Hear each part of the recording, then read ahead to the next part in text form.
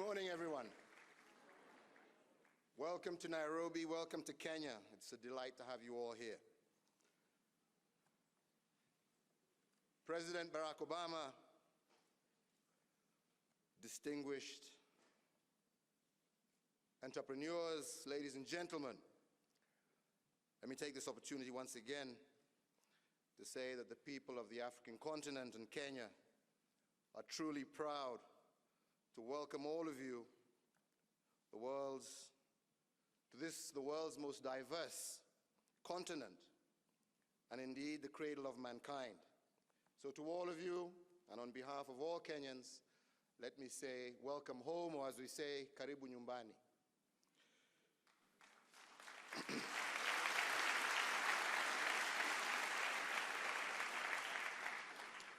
Ladies and gentlemen, we have built mighty civilizations in Africa. But at the same time, we have also suffered great harm on account sometimes of natural disasters, and at others, due to man-made calamities. However, despite that, we still rise, fired by our spirit of resilience and our undying hope for a better tomorrow. You all know that for a decade now, the economies of Africa have been the fastest growing in the world. Behind these statistics is the story of a new generation of Africans committed to the African Renaissance. Our forefathers won the political freedom that we enjoy today. But on the social economic front, our continent continues to face major challenges. This is our moment to complete the task started by our fathers in pursuit of economic freedom. It is the time for a new generation of Africans to promote inclusive prosperity. In our pursuit of this prosperity, we have truly embraced the private sector.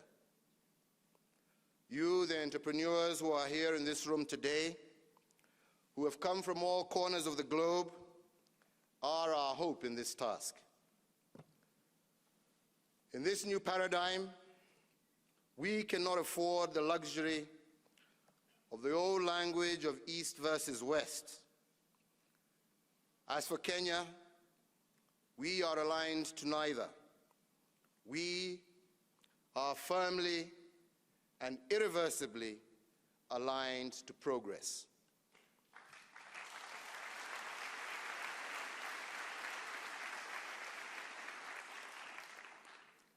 Africa's relationship with the rest of the world must be premised on mutual benefit, where our people and our resources are leveraged to secure the growth of our economies and prosperity for all.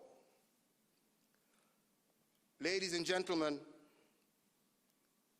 as large parts of the world age, Africa grows younger by the day.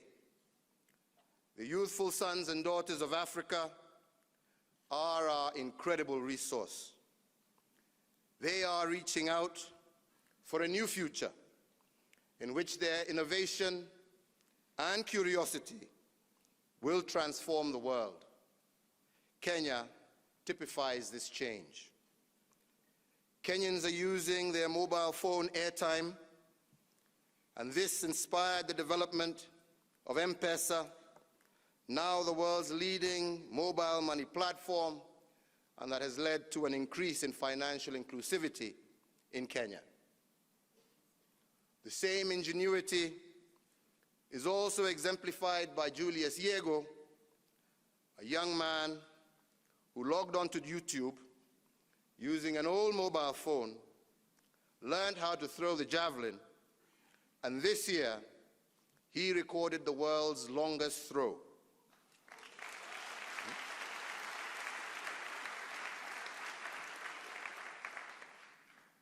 M-Kopa is a new Kenyan innovation and has brought the benefits of solar lighting to thousands of rural homes, enabling our children to study after school, relieving our mothers from the burden of fetching firewood and burning kerosene late into the night.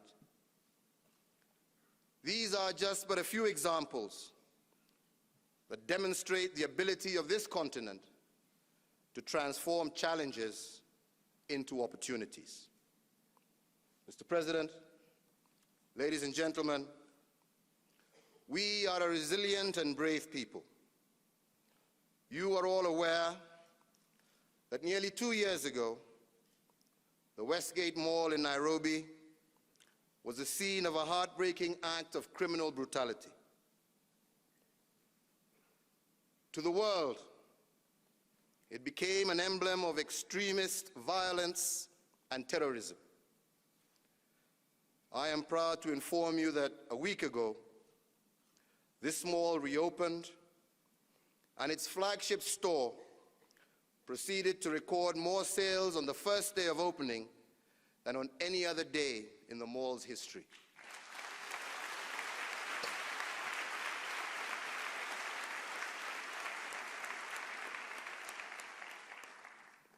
We were able to rise above our pain, and we resolved that we must keep marching forward.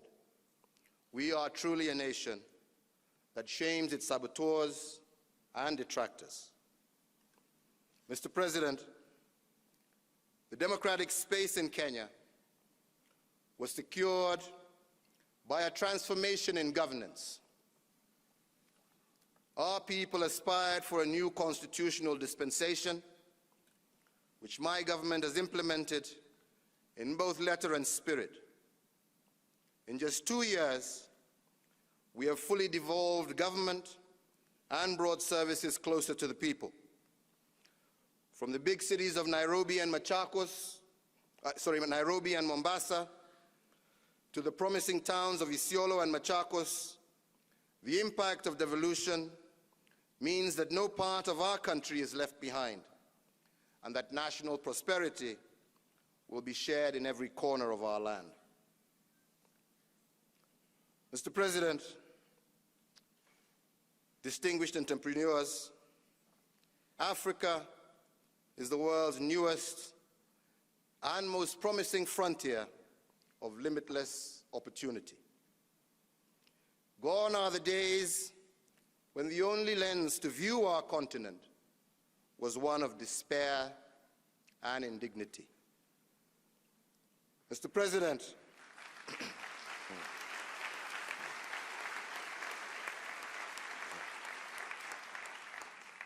Mr. President, this country and this continent does not claim perfection, but without a doubt, we can claim progress.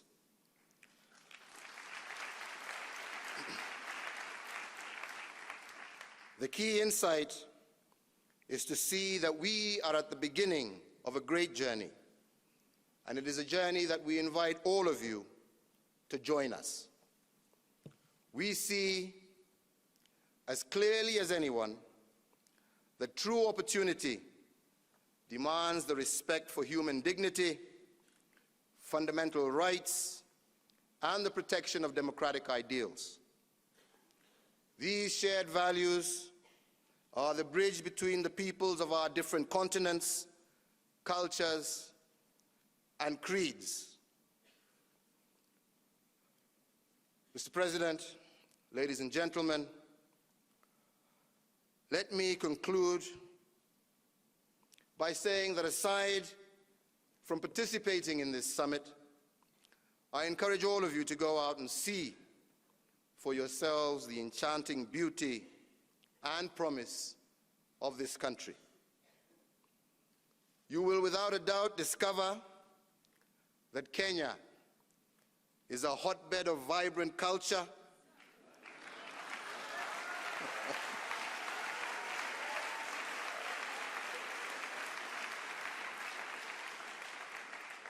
spectacular natural beauty, a wonderful people with infinite possibility. Let the world hear a very simple message, that the narrative of African despair and indignity is false and indeed was never true.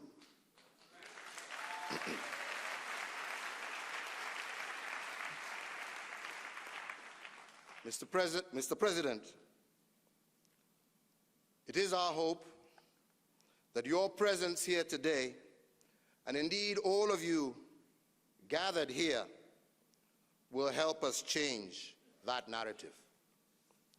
When you go home, and indeed as you travel around the world, tell those who you meet about what you've seen here in Kenya. Share your experiences and let them know that Africa is open and ready for business.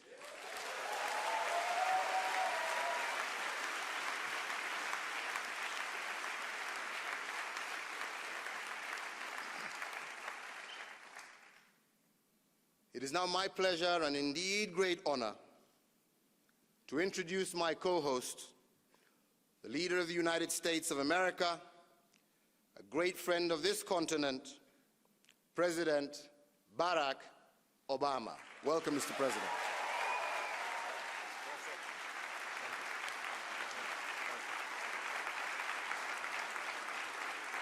Thank you.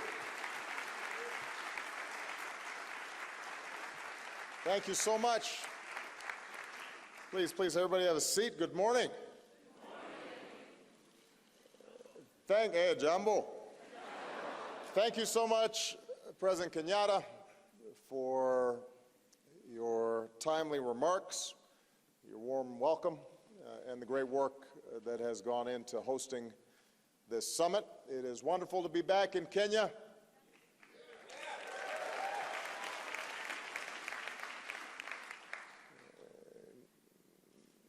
Niaje, Wasi.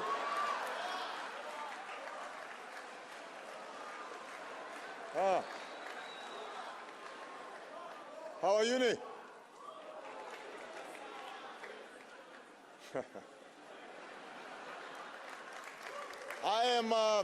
I'm proud to be the first U.S. president to visit Kenya.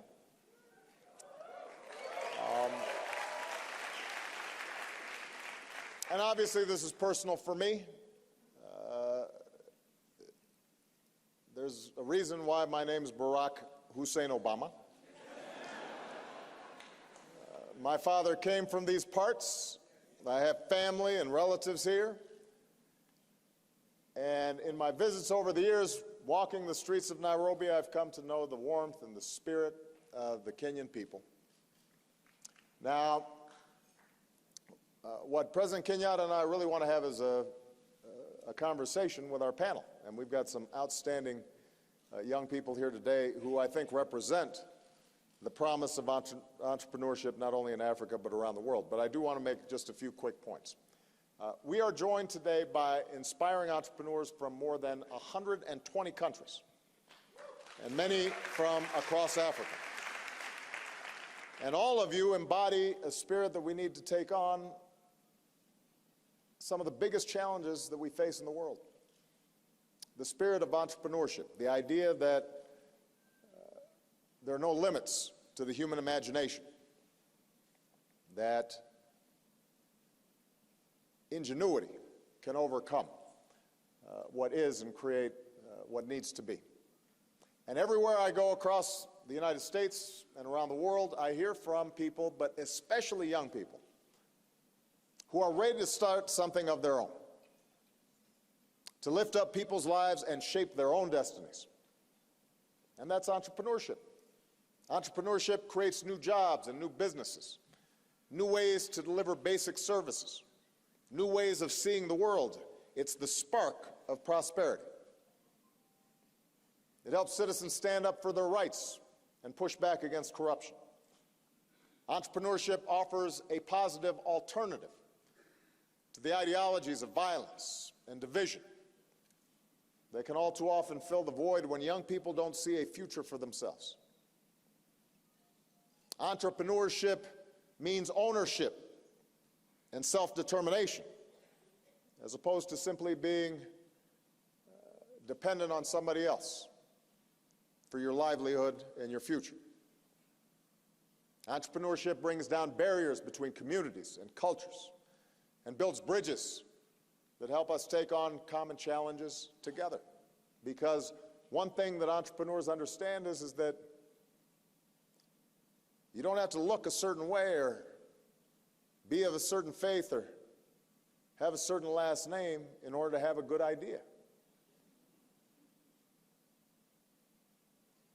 Now, the challenge is, as so many of you know, it's very often hard to take those first steps. It's hard to access capital.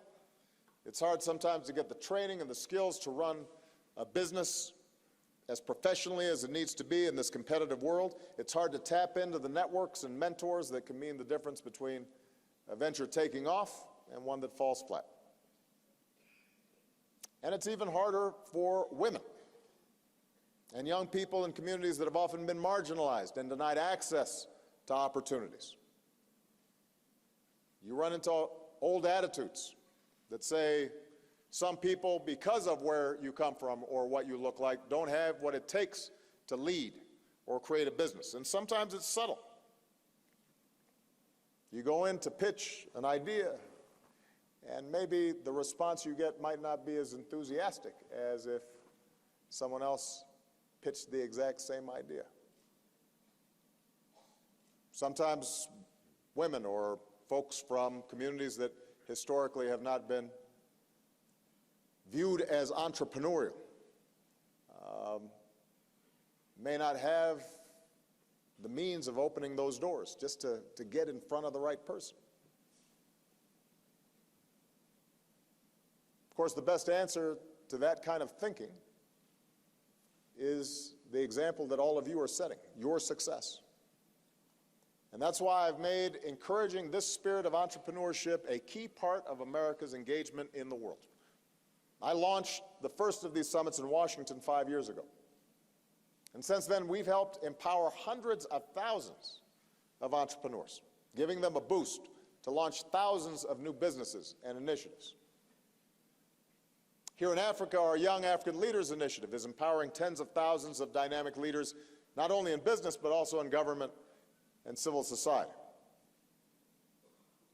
Because one of the things that we have come to understand, and this is particularly relevant to Africa, is that in order to create successful entrepreneurs, the government also has a role in creating the transparency and the rule of law and the ease of doing business and the anti-corruption agenda that creates a platform for people to succeed. So this is our first Global Entrepreneurship Summit in Sub-Saharan Africa. We wanted to come here. I wanted to be here because Africa is on the move. Africa is one of the fastest growing regions of the world. People are being lifted out of poverty, incomes are up, the middle class is growing, and young people like you are harnessing technology to change the way Africa is doing business, as President Kenyatta alluded to. And that creates incredible opportunities for Africans and for the world. It means more growth and trade that creates jobs in all our countries. It's good for all of us. This continent needs to be a future hub of global growth, not just African growth.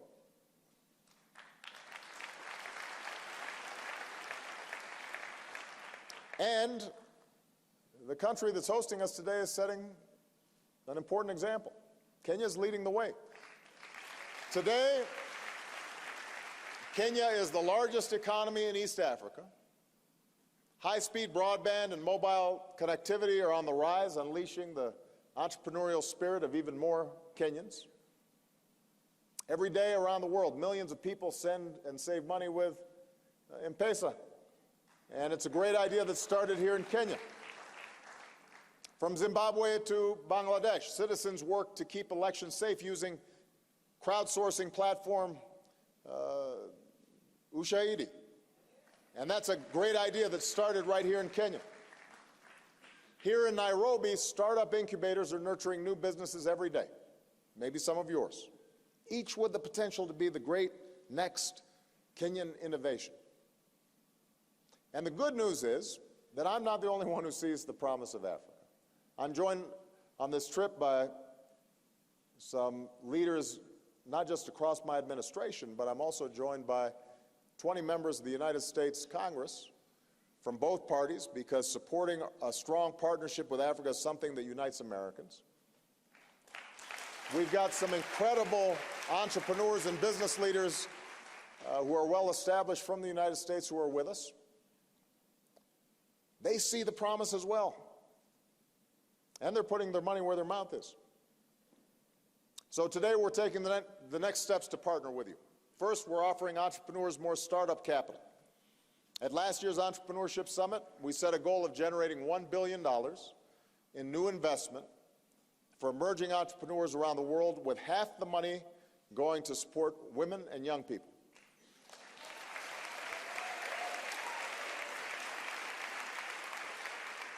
A few months ago, I challenged governments, companies, organizations, and individuals to help us reach this target. Today, I am proud to announce that not only did we make our goal, we surpassed it. We secured more than $1 billion in new commitments from banks, foundations, philanthropists, all to support entrepreneurs like you.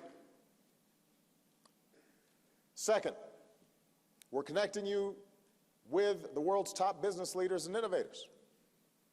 We handpicked more than 200 seasoned investors and entrepreneurs and brought them to this summit. I even brought a few of my presidential ambassadors for entrepreneurship. These are some of America's leading innovators and entrepreneurs. So if you see them, don't be shy. Pin them down, get their advice, pitch them your idea. That's why they're here. And don't be discouraged if they say, I'm not sure that's going to work, and they ask you tough questions. Because one of the things every one of these successful entrepreneurs will tell you is that along with incredible successes, they've had some failures as well, and they've learned from them, but they haven't given up. Number three, as I've said, we're stepping it up to support women entrepreneurs. Women are powerhouse entrepreneurs.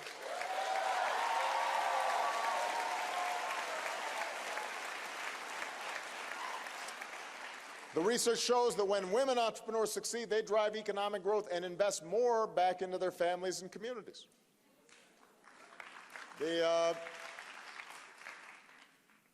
We've already helped build a network of more than 1,600 women entrepreneurs across Africa. We're launching 3 women's entrepreneurial centers, one in Zambia, one opening later this year here in Nairobi, and I'm proud to announce that the 3rd center will be located in Mali.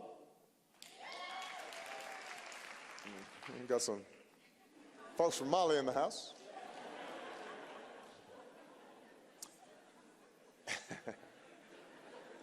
And as part of that $1 billion that I mentioned earlier, the United States Overseas Private Investment Corporation is contributing $100 million to support Goldman Sachs' 10,000 Women initiative, making more capital available to women-owned enterprises around the world.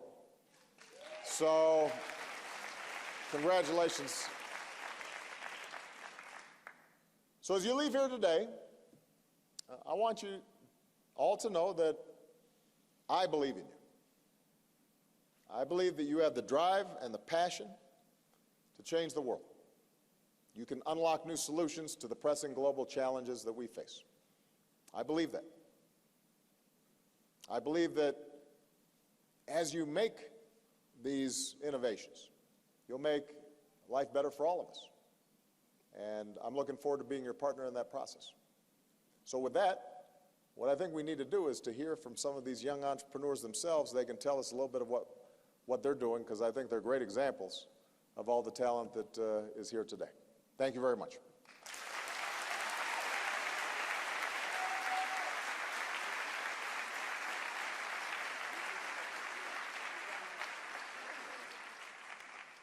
Well spoken. Thank you. Thank you very much, Mr. President. Now that we heard from the leaders of the free world, now let's hear from some entrepreneurs.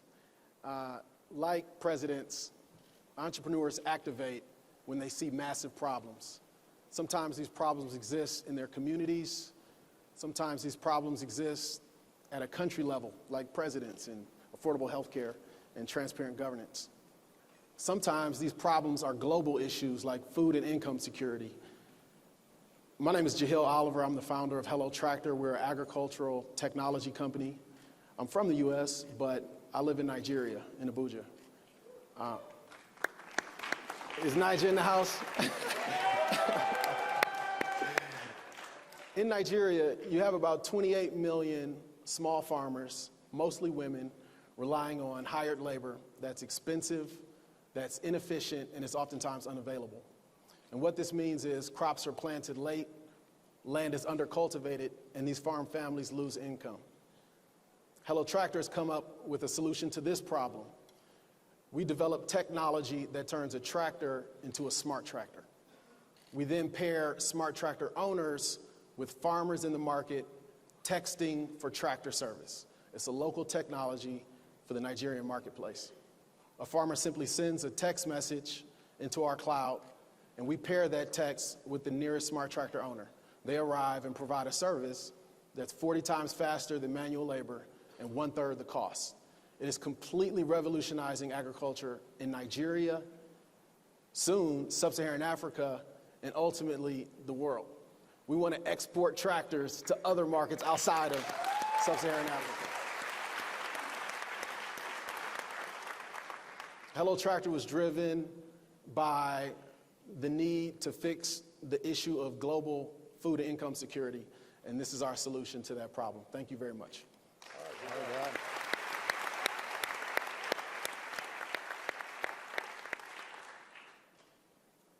Josipa. Thank you, Jahil. So I'm Josipa Majic, CEO and founder of ID Guardian, a consumer device and biometric company based out of wonderful Zagreb, Croatia. Thank you. Yeah, so 2.5 years ago, our journey started. I was 22, I was studying at the University of Zagreb, and unfortunately, I had a close family health situation.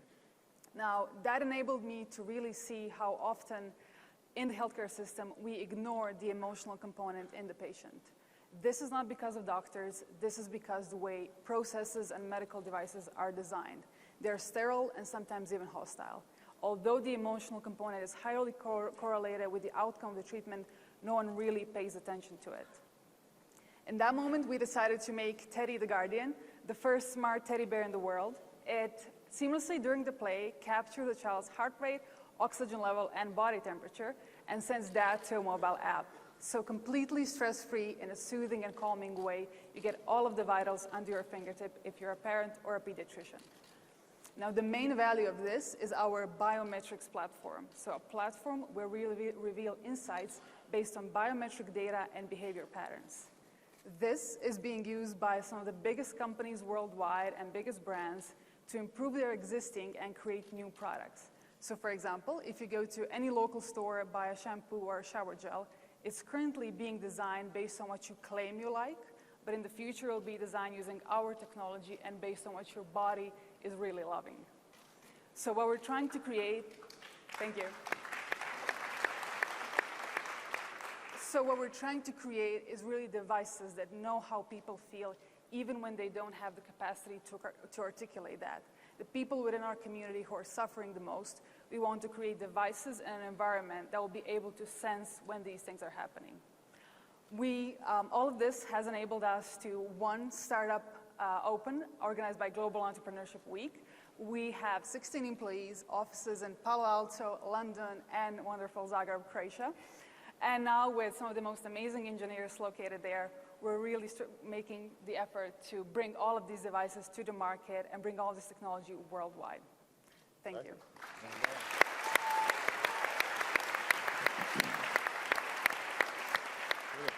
Thank you.